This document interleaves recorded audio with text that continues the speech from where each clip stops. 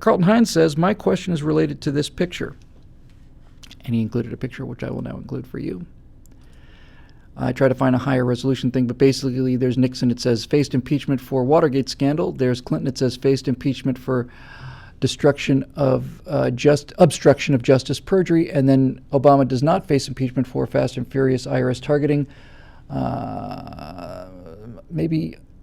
IRS targeting, somebody scandal, EPA targeting, Benghazi, NSA spying, journalist wiretapping, Bowie Bergdahl scandal, and illegal implementation of Obamacare. So basically, what he's saying is Nixon had, a break-in in a hotel room, a minor burglary where nobody was killed, and Nixon was impeached, and frankly deserved to be impeached. Nixon was impeached for the cover-up you don't get to authorize break-ins into other political parties in this country and then cover them up and get away with it. This is a nation of laws, and broke the law. So while I think Nixon was a much better president than many people give him credit for, seems like that might have been an impeachable offense to me. For those who say that Bill Clinton was impeached because of a certain sexual act, no. Bill Clinton was impeached for lying under oath. If you swear an oath to be the president of the United States, and if you swear an oath to tell the truth and raise your hand on both cases, and you break one oath, how do we know you're not going to break the other? You could make the case he deserved to be impeached. And then, of course, all these things that Barack Obama has done for which he wasn't impeached. So basically, Carlton's question was, my question was related to that picture. Isn't it racist to not hold a black person or half black to the same standard that we would hold a white person? I'm not asking for Barack Obama to be impeached per se. I kind of am. And yeah, it is. See, this is the difference between us and the progressives. The progressives accuse us of racism because we want to hold Barack Obama to the same standards of everybody else. That's pretty much the way I view it. And I've been getting a lot of flack about the Ferguson videos and the rest of the stuff. I'll get flack for the stuff I said earlier tonight. But that's not out of hatred for black people or poor people. On the contrary, it's out of a love for them. It's out of a love for them as our fellow American citizens. It's the toleration of these things that has gotten us all these troubles. If Barack Obama were a Republican, he wouldn't get away with it because the press would be on him if he were a Republican. And I don't have a problem with that. That's the press's job. The job of the press is to comfort the afflicted and afflict the comfortable, and they are not doing their job. I would rather have a press that's going after both my president and the Democratic president really hard than one that left my president alone and the Democratic president alone, not only because of the crimes that the Democrat would commit, but because of the crimes that the Republican would commit. This is our entire theory of people, right? Our entire theory of people is that, power corrupts. And I don't think Republicans or conservatives are immune to the corruptions of power. Obviously, they're not. That's why I want a vigilant press corps on both sides of the aisle. I want a press corps that's going after everybody who's in power, no matter what party they're a part of. But that's not the way it is. Progressives in journalism, and that's virtually all of them. You just look at Cheryl Atkinson to find out what happens if you want to be a real journalist who undoubtedly was a liberal and Democrat and just felt compelled to tell the truth out of some sense of nostalgia, I suppose. Loses her job because she can't tell the stories because the progressives are telling her what news to cover and what news not to cover.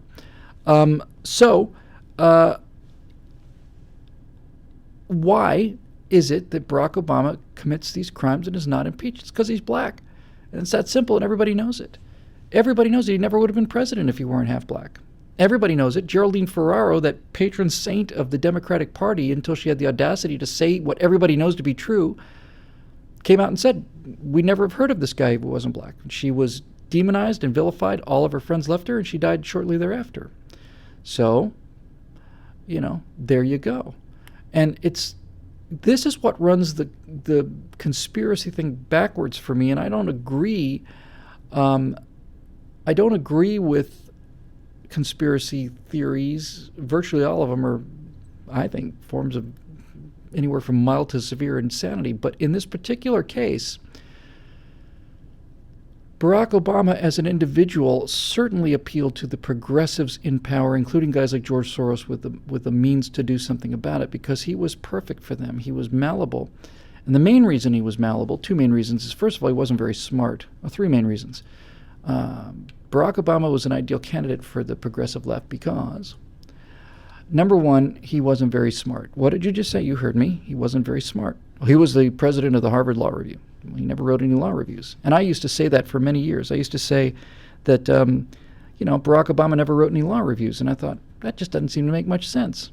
And I realized, of course he wrote law reviews when he was at Harvard. They just never published any of them.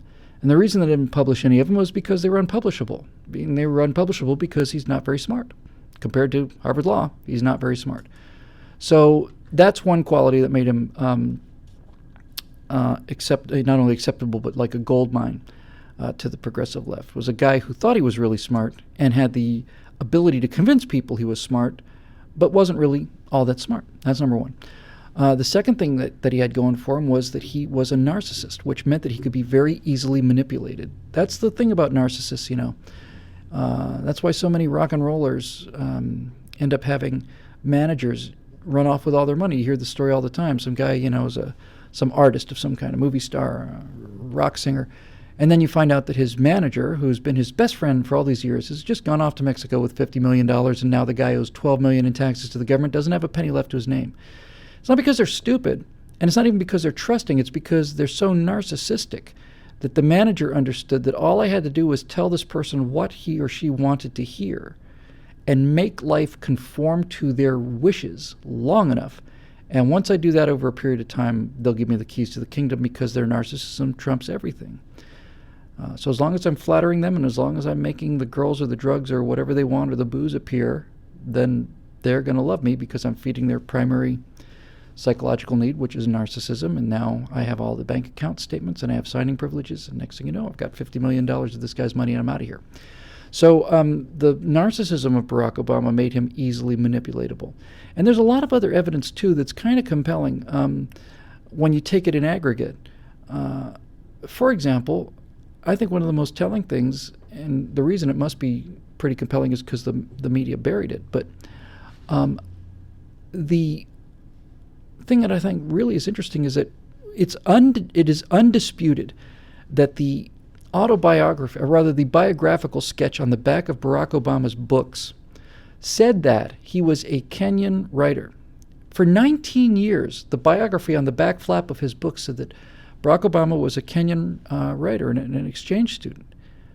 And then when it was finally revealed by Breitbart that this was the case, then somebody at the publishing house said, oh, no, that was an assistant editor's mistake. He had a Kenyan father, and she thought he was Kenyan, but no. It was a mistake, and that Barack Obama didn't even know that was on there. So let me tell you something, folks. I would not describe myself as a pathological narcissist. I would just describe myself as somebody who's more than average vain. But I wouldn't describe myself as pathologically narcissistic. I would just say I'm more vain than average. But even me, who has some shreds of humility still in him, when I look at a book that I've published, I look at every section of that book. I look at it quite a lot. I check everything. It is absolutely beyond imagining, and everybody knows this is true. It's not up for discussion. You're trying to tell me that a man as narcissistic as Barack Obama went 19 years without ever glancing at the back flap of his bio on the back of books with his name on the front? It's absolutely, utterly, 100% completely absurd. So, whether or not Barack Obama is Kenyan, and I don't suspect that he is, but he wanted people to believe that he was. He wanted people to believe that he was an exchange student. I suspect it's more than possible that he did not have his citizenship renewed. I think it's probably likely that he was born in Hawaii, although there are some serious problems with that birth certificate, and they just, they played rope-a-dope perfectly there. They gave you a limited birth certificate and people raised hell about it. Then they gave you a more complete one after 2 or 3 years, after everybody was, having a, seizure over it, and said, ha, ha, ha, stupid birthers, here's the real birth certificate. Now you shut up, right? Well, the second birth certificate is not very impressive either. Put that aside for a minute. Let's just assume he was born in Hawaii. There's an awful lot in his background, like the biography flap on the back of his books. There's no way to explain that, folks. I mean, it's not up for discussion, and there is no way that you can make a case that the author of these books didn't read his own biography. You can say maybe on one printing, maybe, but over 19 years on a series of books, it's nuts. It's just not believable. So he wanted people to think he was a Kenyan. And he wanted people to think he was a Kenyan because he had very limited aspirations. He's quite a lazy man, really, when you get right down to it. He's a very lazy man. And I think he thought that his best shot at any kind of success or any kind of notoriety or any kind of whatever was to do what he did, which was pull a publishing scam. Those of you that know the story of Barack Obama and Dreams for My Father know that some things are indisputable. There's some stuff that's not indisputable, but it's a lot more interesting. But what is indisputable was that he was given an enormous advance, huge advance, for an unknown person, really, to write this book, I think about race in America.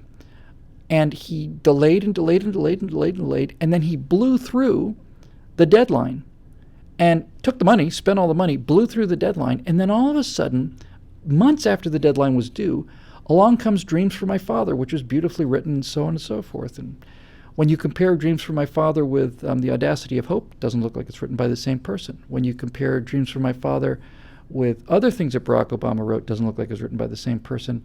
There's a pretty compelling case out there, and I don't genuinely go for these kind of things, but this has enough evidence to at least have my attention. I forget who did it. Somebody's going to point it out in the comments section. I hope somebody will, because I want to credit this guy. Made a pretty compelling case that Dreams for My Father was written by Bill Ayers. And Bill Ayers was confronted about this, and Bill Ayers kind of smirked and said, yes, of course I wrote it, ha ha ha. But that's kind of how you would handle it, right? So, you know, what I'm trying to say there is it seems very likely that really almost as late as the 2008 election, I mean, really you might be talking about 2006, 2007, Barack Obama never thought he'd rise higher than state senator, maybe thought he'd be mayor of Chicago someday, but all of a sudden it began to wake up. Everybody began to realize, no, man, you can go all the way with this thing. And then all of this backstory had to be cleaned up. And it has been cleaned up. So he's ideal for them because he's lazy. I mean, being a community organizer is not a big deal. And by the way, you know, I mean, it's all this stuff with Barack Obama. He got this multi-million-dollar house from Tony Rezko, or I don't know if it was multi-million dollars, an expensive house for very little money through his connections with Tony Rezko. His wife got a job at a hospital. They invented a job for her for like $300,000 a year, right when Barack Obama was writing legislation that affected that hospital. And when she was done with the job, she quit the job, and then the job just disappeared. You know, just the job just went away. And all of this stuff has always been just doors open for him from across the street. So he's very lazy, he's very narcissistic, and he's not very bright. He's perfect. And the reason I go through this whole song and dance is to say that the progressives who've been trying to achieve these goals now for half a century understood that if he was black, he'd be immune. He'd be immune. That this charge of racism is so powerful, and it's only powerful because American people are not racist. If they were racist, then they wouldn't be shutting up. If somebody accused them of racism, they wouldn't shut up. They say, well, of course I'm racist. Don't you see the hood and the armband? So I think the progressive left realized that this guy was their answer, that they could accomplish things with him that would give them immunity. And the immunity would be, if they start to criticize us or even start looking into us, we'll accuse them of being racist, and that will work. And it has worked. I think there's some signs to indicate that it's starting to wear off. He's getting scrutiny in areas that he wasn't getting scrutiny before. But likewise, he can afford to be more reckless now. I mean, he didn't have to worry about re-election after 2012, and after 2014, he didn't have to even worry about his party anymore. I think he's going to get more and more bold. I mean, he just blanket amnestied these people with executive order. He said 12 times he didn't have the power to do it. Then all of a sudden he thought, well, why not? Let's see what happens. And people got all huffy and outraged like me, and he did it, and he got away with it. So what's he going to do next? Because he knows he can get away with this kind of thing now. And here we are. I think it's Jack Kershaw. That sounds right. Little things, by the way. I think Kershaw said if you do an analysis of Bill Ayers, who served in the Merchant Marine, apparently, There's a lot of nautical references in Bill Ayer's work, and there's nautical references in Dreams from My Father, but Barack Obama's never been anywhere near the water. And fascination with, is it nostrils or something? I don't know. Apparently, Cashel did a computer. They have computers that will analyze your writing and give you an idea of what grade level you're writing at. And also by analyzing simple things like the types of analogies that you're using and the kinds of language and the names and the places. Also, in terms of sentence structure, you can start to narrow down why. And the kind of the key thing, I think, in Dreams from My Father is this sort of relationship that Barack Obama apparently had with this white student when he was in college. And he never gets very specific, and then the white student did this and this and this, and it turns out there's an awful lot of overlap between this fictional story and Bill Ayers' fascination with this one girl. He ended up marrying, what's her name? But that's not who he was crazy in love with this woman who he ended up getting killed because she died in a bomb factory that he was putting together. Thank you, Bill. You're a wonderful man. But his fascination with this girl and this story he told about this girl kind of shows up in Dreams from My Father as one of Obama's sort of things. When they started questioning Obama about this person, he couldn't come up with any names or any details, and then he admitted that she was a composite of people that he'd known. Okay. You know, you write an autobiography and you talk about things that happened in your life, and I dated this girl named Susie, and we did this, and we went sailing in the Caribbean, and I asked her to marry me on the steps of the Colosseum in Rome, and then it turns out that you know, you've never been to the Colosseum and you've never been on a sailboat, and then when somebody calls me on it, it's like, oh, it's a composite of different people I had in my life. It's not believable. Anyway, you know, Carlton, that's it, right? They knew that this would be their ultimate inoculation against criticism and against action. And when both Mitch McConnell and John Boehner say that impeachment is off the table, why are they saying it's off the table? Is impeachment off the table for any one of the other 43 presidents we've had prior to Barack Obama? No, it wasn't off the table.